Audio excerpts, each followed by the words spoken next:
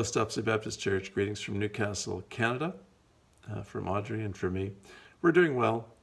Frankly, we're longing for an end to some of these restrictions so that we can continue our ministry face-to-face and not by Zoom. I'm sure you understand those kind of sentiments.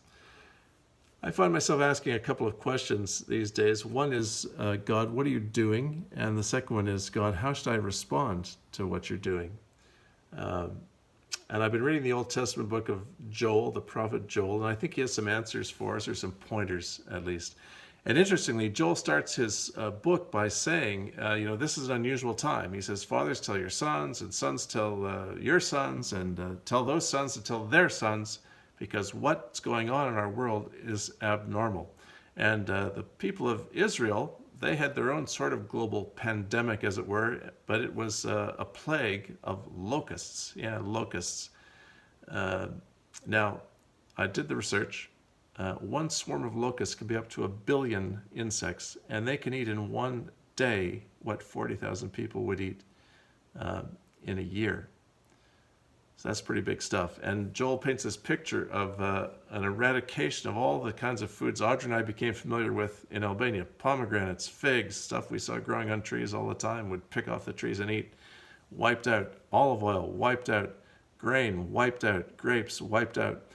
So this is a situation far more serious than even what we're facing in our day today. But unlike me, Joel doesn't say, God, what are you doing? He declares it. He says, God's getting your attention. He says to the people, come together, gather everybody together, and seek after God. Listen to what he says, chapter 2, starting in verse 11. The day of the Lord is indeed great and very awesome. Who can endure it?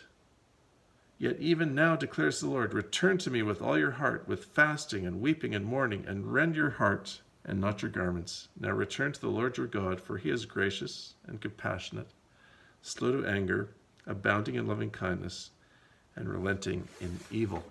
Joel quotes actually there from Exodus chapter 34, verse 6, a time when God is renewing his covenant with his people, his rebellious people, and God's saying, you know what, I'm loyal, I'm sticking with you. You can rebel if you want, but I'm gracious, I'm compassionate, I'm slow to anger. And so God's got our attention in our day. And what does he ask us to do? Well, he says, repent, turn, and rend your heart, not your garments. So this Old Testament or cultural process of tearing a garment as a sign, an outward sign, a bit of virtue signaling, as it were. God says, I'm sick of that stuff. I need heart change. That's what I'm looking for. And so that's my challenge to me and to you. What is it needs to be changed in your heart?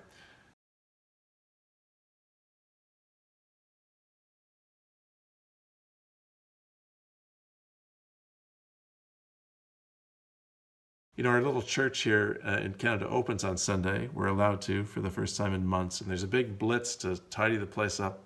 Audrey and I got asked to do the flower beds. I think they thought it would take 15 minutes, but it took us about 15 hours because they'd been neglected for a couple of years. And they were a mess. We dug everything out. We had to separate the good from the bad, throw things, replant, reorganize, dig the soil, pull out stones, you name it. Hey, I was thinking while I was doing it, this is a metaphor for what I need to be doing with my life. And this is a metaphor for what our church needs to be doing. Let's get the good prospering, planted, watered, cared for, and let's get rid of the bad. So in this time of change, in this time of when God has our attention, maybe he's asking us, what needs to be going on in our hearts? What needs to be replanted, reordered, restructured? And the good news is this. When we do that, God has a promise. And he says this, then I will make up to you for the lost years that the swarming locust has eaten, the creeping locust, the stripping locust, and the gnawing locust, my great army which I sent among you. And you shall have plenty to eat and be satisfied, and praise the name of the Lord your God. Stopsley Baptist Church, he's compassionate, he's gracious, he's got our attention in these strange times. and he's looking for heart change. May God give you and me grace to see that happen. Bless you.